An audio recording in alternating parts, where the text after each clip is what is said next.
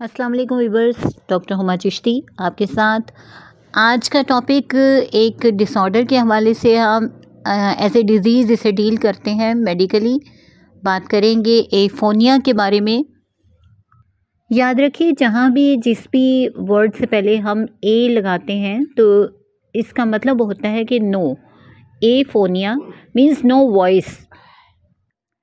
एफोनिया के हवाले से बताऊं तो ये फंक्शनल स्पीच डिसऑर्डर है, यानी बोलने से ताल्लुक़ है इसका।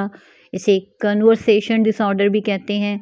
और यानी पेशेंट स्टिल बोल नहीं पाता और जो साउंड्स प्रोड्यूस होती हैं वो बिल्कुल एक विस्पर लाइक होती हैं, जैसे कि सरगोशी की जा रही हो, और ये काबिल समात नहीं होती, यानी बहुत ही लो वॉइस होती है। एफोनिया की रूट कॉज यूजुअली न्यूरोलॉजिकल होती है या फिर साइकोलॉजिकल होती है, यानी न्यूरॉन से ताल्लुक़ होता है उसका, या साइकोलॉजिकली इफ़ेक्ट्स होते हैं जो नफ्सियात से ताल्लुक़ होता है इसका। अगर इसकी डेफिनेशन की जाए तो aphonia means inability to produce sounds, यानी साउंड्स को प्रोड्यूस नहीं कर पाता पेशेंट। इसकी मेजरली 2 टाइप्स होती हैं, एक फंक्शनल एफोनिया होता है और एक साइकोजेनिक एफोनिया। बात करते हैं कि फंक्शनल एफोनिया क्या है।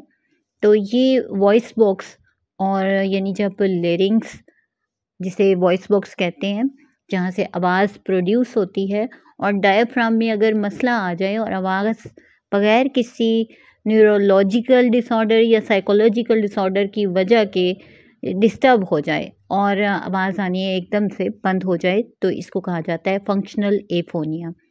ये वो मसल्स होते हैं जो ब्रीदिंग में रिस्पॉन्सिबल होते हैं, डायफ्राम के हवाले से आपको गाइड कर रही हूँ। सेकेंडली, साइकोजेनिक एफोनिया जो होता है ये किसी साइकोलॉजिकल स्ट्रेस या फिर किसी ट्रॉमा की वजह से होता है, यानी किसी सदमे की वजह से या कोई नफ्सियाती असर की वजह से, किसी दबाव की वजह से ऐसा हो सकता है। इसकी एग्ज़ाम्पल आप यूँ समझ सकते हैं कि बहुत ही हौलनाक किस्म का कोई सानिया देखा गया हो और उससे एकदम से आवाज़ का चले जाना, ये वो कंडीशन है जिसे साइकोलॉजिकल एफोनिया कहा जाता है। किसी ट्रॉमा से गुजरने के बाद ऐसा समटाइम हो जाता है। हम बात कर लेते हैं इसकी कॉज के हवाले से, लेकिन इससे पहले आपसे रिक्वेस्ट है कि चैनल को अब तक अगर आपने सब्सक्राइब नहीं किया तो काइंडली होम्यो डॉक्टर हुमा को सब्सक्राइब कीजिए, लाइक कीजिए और कमेंट सेक्शन में अपनी राय का इजहार ज़रूर कीजिए।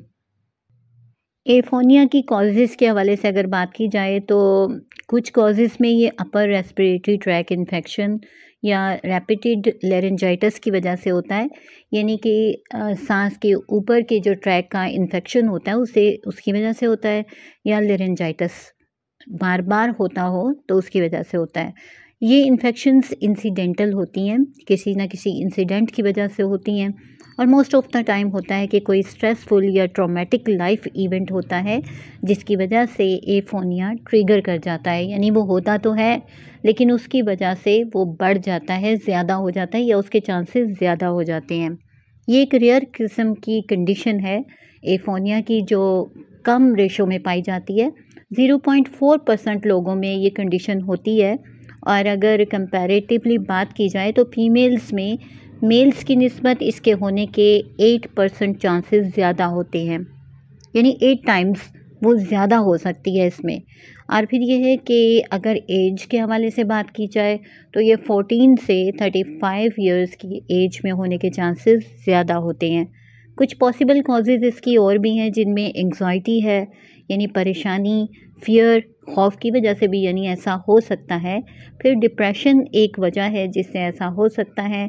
प्रॉब्लम इन पर्सनल रिलेशनशिप्स, ये भी एक यानी कॉज है कि पर्सनल रिलेशनशिप्स जो हैं उनमें कोई प्रॉब्लम आ रही हो, यानी ज़ाती ताल्लुकात में कोई मसला आ रहा हो, तो उसकी वजह से भी सम टाइम एफोनिया हो जाता है। अगर इसके डायग्नोसिस की बात की जाए तो फिज़िकल एग्ज़ामिनेशन किया जाता है और फिर ये कि रूल आउट किया जाता है कि इन्फेक्शन है या कोई और प्रॉब्लम है, या कोई ऐसा है कि स्ट्रक्चरल प्रॉब्लम है। फिर सिम्पटम्स के हवाले से अगर बात की जाए तो ब्लाइंडनेस भी सिम्पटम में समटाइम आता है, पैरालिसिस है यानी फाल्जी सी कैफियत होती है, नॉन एपिलेप्टिक सीजर्स हैं जो सामने आ सकते हैं, यानी कि वो मिर्गी तो नहीं होती लेकिन बिल्कुल उसकी तरह के झटके लग सकते हैं पेशेंट को। तो ये भी सिम्पटम्स होती हैं जो एफोनिया में समटाइम सामने आती हैं। पेशेंट को हेलुसिनेशंस हो सकते हैं यानी डिफरेंट किस्म की शबीहें नज़र आ सकती हैं और कफ़ भी हो सकती है यानी कि खांसी, गला ख़राब होना और स्वेलिंग प्रॉब्लम्स हो सकती हैं यानी निगलने में मसला हो सकता है और स्वेलिंग भी हो सकती है यानी कि सोजिश भी हो सकती है, साथ ही साथ कान की दर्द हो सकती है और फ्लू लाइक सिम्पटम्स भी इसमें देखने में आते हैं। अब आते हैं हम इसके ट्रीटमेंट की तरफ। तो ट्रीटमेंट में आपको ये बताती चलूँ कि ये साइकोथेरेपी के साथ-साथ इसमें स्पीच थेरेपी की जाती है और इस तरह से पेशेंट क्योर की तरफ चलता है। अंडरलाइंग कंडीशंस को भी डिटेक्ट किया जाता है कि क्या वजह है जिसकी वजह से ऐसा हो रहा है। उनमें स्ट्रेसर्स को भी देखा जाता है कि कौन-सा स्ट्रेस कॉज़ है जिसकी वजह से एफोनिया हुआ। यहाँ आपको ये भी बताती चलूँ कि हनी जो है यानी शहद इस सिलसिले में बहुत ही कारआमद है और वैसे भी इसमें शिफा होती है। तो आपको ये बताती चलो हमारी एक मेडिसिन है प्रोपोलिस जो हनी से बनाई जाती है तो उसमें जो है अच्छा काम करती है एफोनिया में। इसके अलावा हमारी एंटोक्रूडम जो मेडिसिन है बहुत अच्छी है।